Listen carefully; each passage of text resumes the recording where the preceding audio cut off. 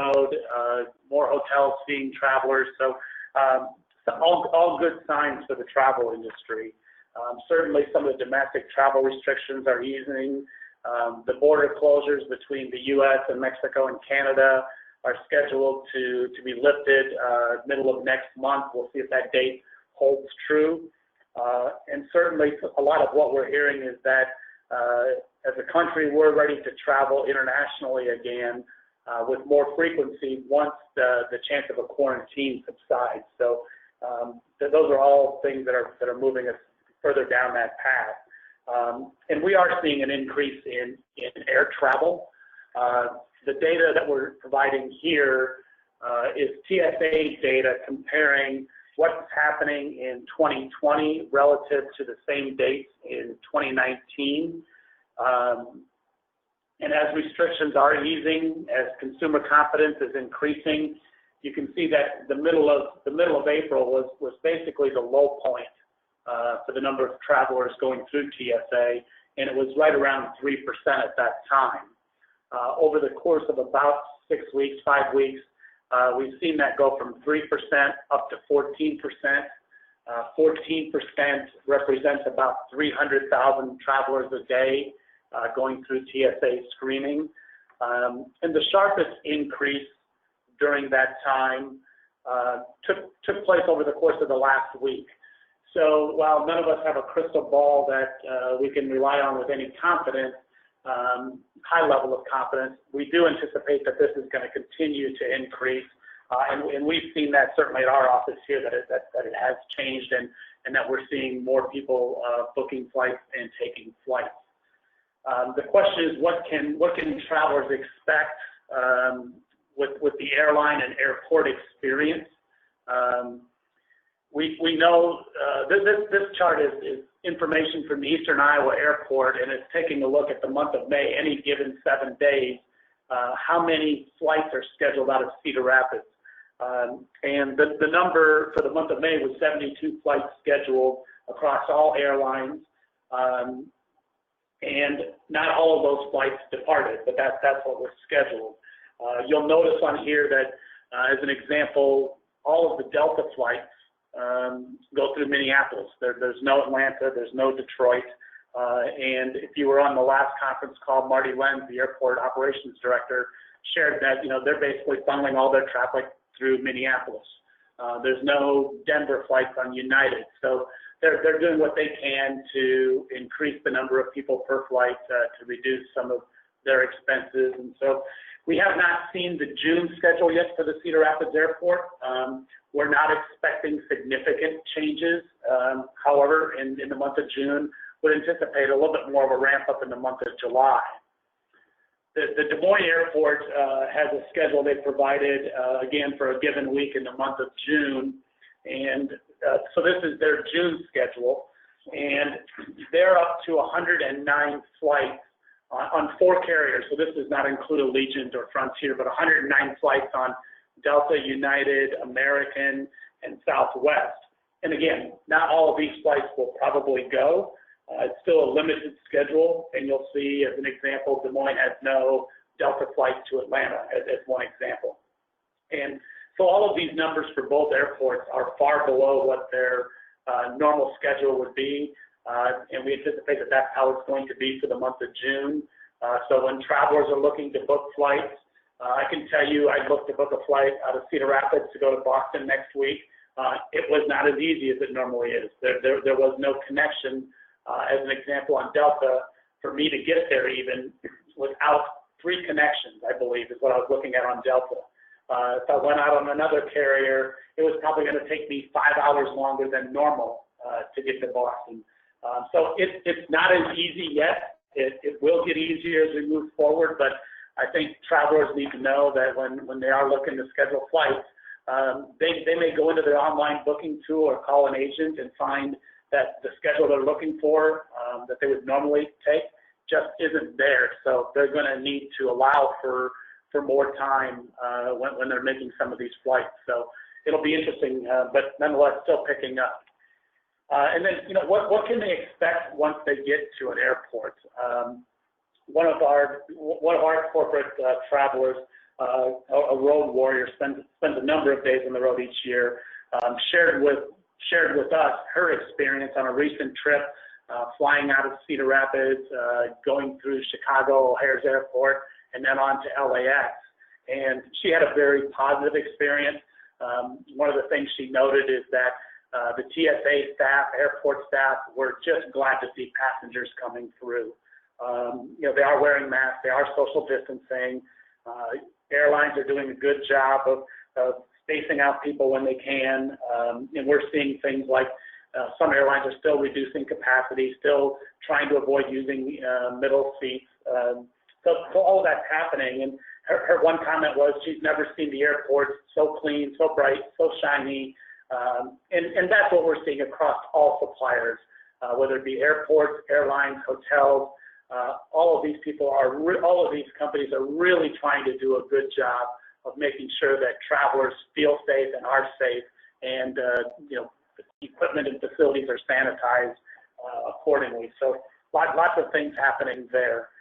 So that's a little bit about what the travel trends and what people can expect when booking flights and going through airports.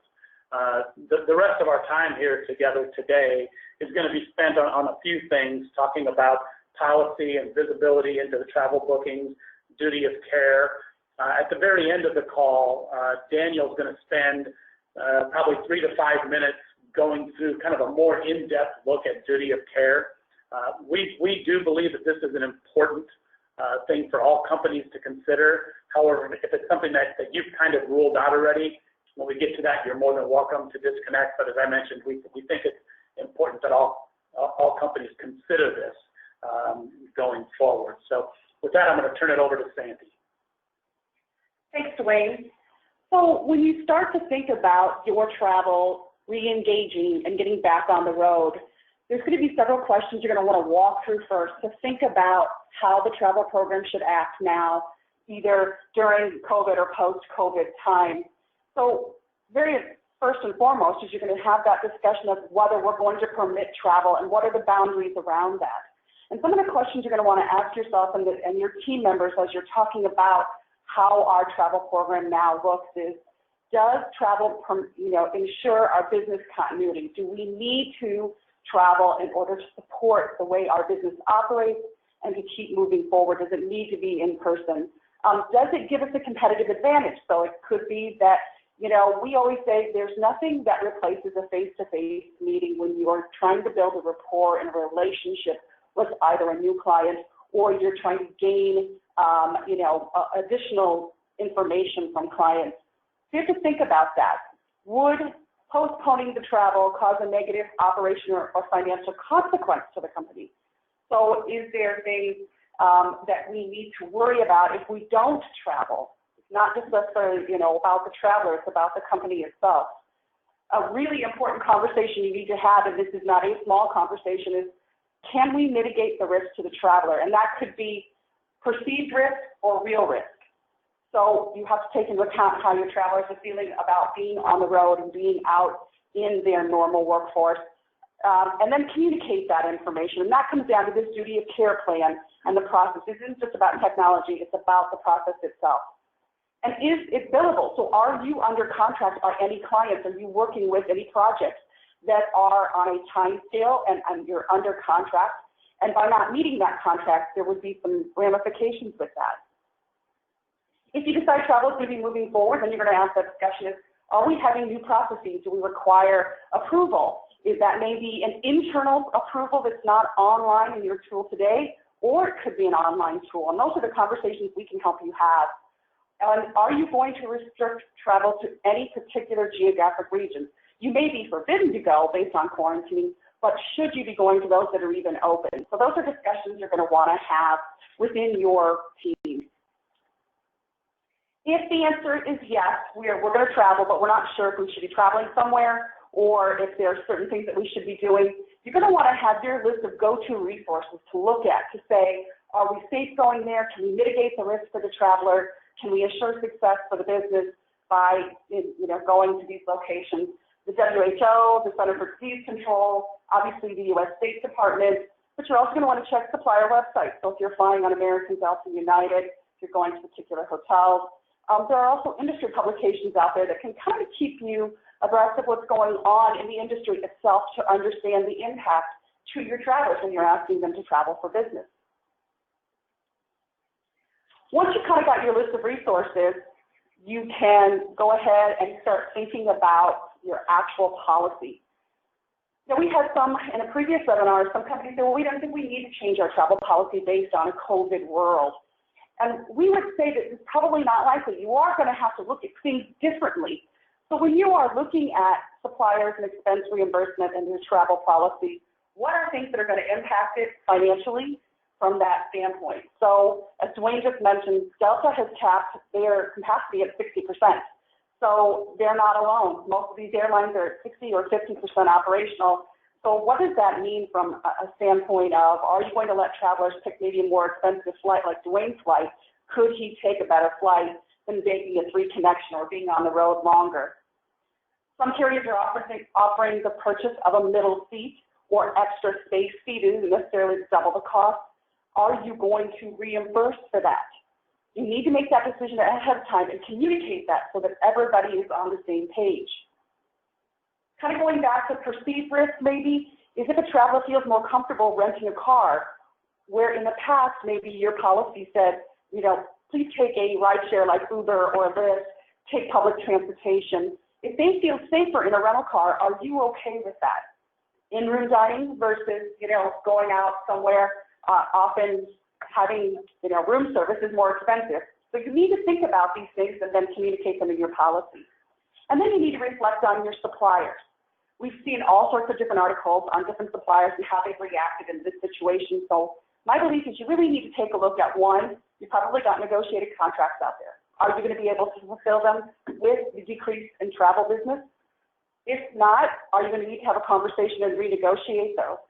Maybe you should consolidate in order to make sure you're getting the biggest bang for your buck. And I would also say looking at partners that performed well during this time. This is a very stressful time. Everybody has had to make adjustments.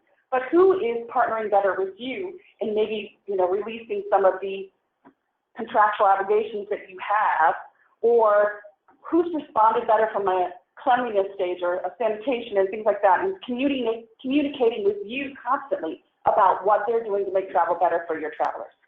And finally, PPE. You know, you're going to have travelers who are going to want to know, if I need to buy something, I don't have it, will you reimburse me for that? A second outbreak is certainly possible and maybe even likely according to some experts. And we believe now is the time to make sure that we all get our policies and practices to align with some of the new realities that we're all dealing with. You know, as it's been coined, the invisible enemy, we've found out that it's brought this whole nation, the whole world kind of to its knees. And so now is the time to make sure that our policies are relevant, that we're communicating updated policy changes, enforcing all of those policies, and mandating that all travel be visible. These are all important steps to getting back on the road kind of in a safe and responsible manner, one that shows our staff that we are committed to their safety as well as to business continuity. And we believe that includes going forward, knowing where your travelers are and knowing where they've been. Again, knowing that a second outbreak is a possibility, knowing that kind of information can certainly be helpful as we manage our businesses going forward. Thanks, Dwayne. I'm going to take over now and talk just a bit about duty of care. You know, when we're talking about safely returning to travel, we really are talking about duty of care. And just as a reminder for folks, that term duty of care refers to a company's obligation to keep its employees safe while traveling on behalf of the business. And this really boils down to managing travel risks effectively. In this new era of COVID-19, which Sandy and Dwayne have talked about, you know, an updated travel policy is going to be essential, possibly travel insurance, mandating on-the-grid travel.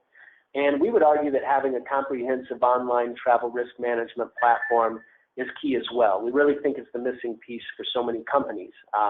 You know, imagine if you did have one tool that could warn your travelers if they booked travel to a COVID-19 hotspot, for example, or warn them during travel if you know, a hotspot develops and they're close by. Imagine that same tool serving as a communication piece between traveler and company while out on the road. And finally, imagine that tool also giving your travel managers the ability to pull post-travel data, because knowing where folks have been is going to be important as we move forward here. You know, all these capabilities will be essential in this new travel environment. The good news is that an online tool like this is just a minimal addition to your travel program in terms of costs. And a good travel management company should be able to help you absorb that cost and the ROI that they deliver. So to talk a bit about ROI and how we can absorb that cost, Dwayne's going to take over. And we've discussed, you know, the return on investment with travel management in the past, whether it be at a conference or during an account management review or a previous webinar. And we've kind of cited examples that, you know, what an average trip cost might be and what your service fee might be. And, you know, if you're doing online bookings and depending on the number, the percentage and all that kind of stuff, your service fee is probably a lot lower than the $30. But we just use that as kind of an example. And, you know, so there is an expense related to travel management, a cost to that. But we know that there's a number of ways that managed travel can save the company money. We're not going to go into all those details today, but just if you go down to waivers and favors as an unused tickets as an example, I can tell you from the work that's been done the last 90 days, it's much greater than 4 to 6% that we've got in this example here. But you know, kind of as an overall average, we've estimated it's not just our number; it's a known number that travel management can reduce your overall cost through a number of different activities. Significant time savings, hard dollar savings, and when Daniel or when any of us talk about duty of care, yes, there can be a cost to that. If you think about an average trip being whatever it is for your company, if it's $1,000 or if it's something different than that, while there's a cost to duty of care, if you think about average, maybe adding $2 or $3 or $4 to the total trip cost to have better visibility, to be able to plan should there be a second outbreak, to create more peace of mind, those couple of dollars seem like a pretty minimal investment, given what you may get in return, and how you can communicate and plan with your employees as a result. So I think for us, the key is really, you know, what is your plan going to be? We've all experienced and remember 9/11 or other terrorist activities. We've dealt with SARS. We've now got COVID-19 that we're dealing with. There's been other tragedies within our borders. Will there be a second outbreak? Or basically, what's next that we haven't dealt with yet? We know that there's going to be some other kind of unfortunate event in our future that's going to cause us to wonder where are our travelers, or where have they been? And the question that we all need to answer is, you know, what's the level of responsibility or liability that our company has to its employees?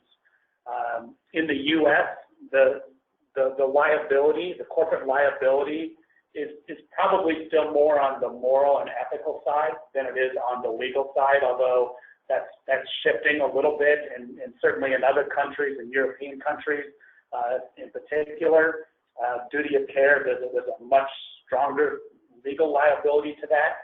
And will that take place here in the U.S.? We're not sure, but certainly there's a moral and ethical responsibility that we all have in this, and undoubtedly something will happen in the future that's going to cause us to wonder, you know, where are my travelers, or where have they been, and how can we use that information to make a better plan? So, as I mentioned at the onset, that we were going to use the last few minutes of this session to do kind of a little deeper dive into travel risk management and what your company can do.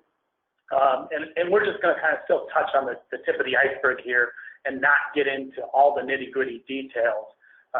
But know that if this is something that you're really interested in finding out a lot more and would like kind of a more in-depth demo, that's something that we can schedule some kind of an online discussion with you in the upcoming weeks. Daniel would be more than happy to assist with that. So for the last few minutes here, I'll turn it over to Daniel for him to run through that information.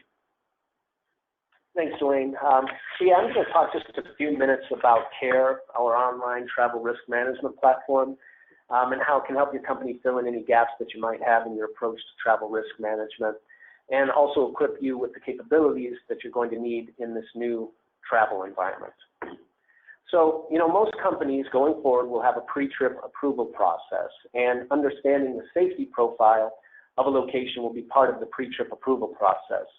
And ultimately, this will determine if an employee travels or not. So it's important that you have an efficient way to determine the safety of a location with accurate information. And so our tool CARE puts this location safety information at your fingertips. If you're looking at the screen right now, you will see the northeast of the United States. And let's just play out a scenario here where your traveler submits a request to the travel manager for a trip, and the travel manager needs to research the destination. So let's just say the northeast. CARE obviously has this map, so your travel manager can log on, look at this area, and see what's going on in the area. And in this example, those icons are referring to COVID-19 hotspots. And if they want, the travel manager can drill down into one of those icons and get a more detailed information of what's happening in that particular area. And that's what you see on the right-hand side of the screen. Now, at that point, the travel manager and the traveler can make a decision whether or not travel should happen or not. And just keep in mind, the tool is not limited to just COVID-19 information. You can also filter by terrorist activity, extreme weather, things of that nature. Now, let's just say that you did book travel to an area that's deemed unsafe. The traveler and the travel manager at that time would get a pre-trip advisory, and that's what you see on the screen right now. So this kind of provides a second opportunity to mitigate an issue before travel actually takes place. So at this point, you may be wondering, okay, what sources does CARE use to get this information, and how does it determine if something is a critical event? So first of all, CARE uses an artificial intelligence program to scan information from over 15,000 global sources, trusted sources like our State Department, the CDC, WHO, friendly governments to the US, as well as social media. And so when an event develops and starts to be reported, these reports from all of these sources are cross-referenced against each other to determine if an actual event is taking place.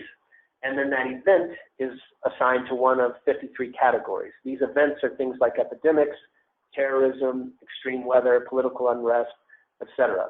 Now, this all happens within a few minutes, and the speed in which this happens is referred to as time to detect. And when you think about it, the time it takes to detect something like this is quite critical because we need quick and accurate information if it's going to be actionable.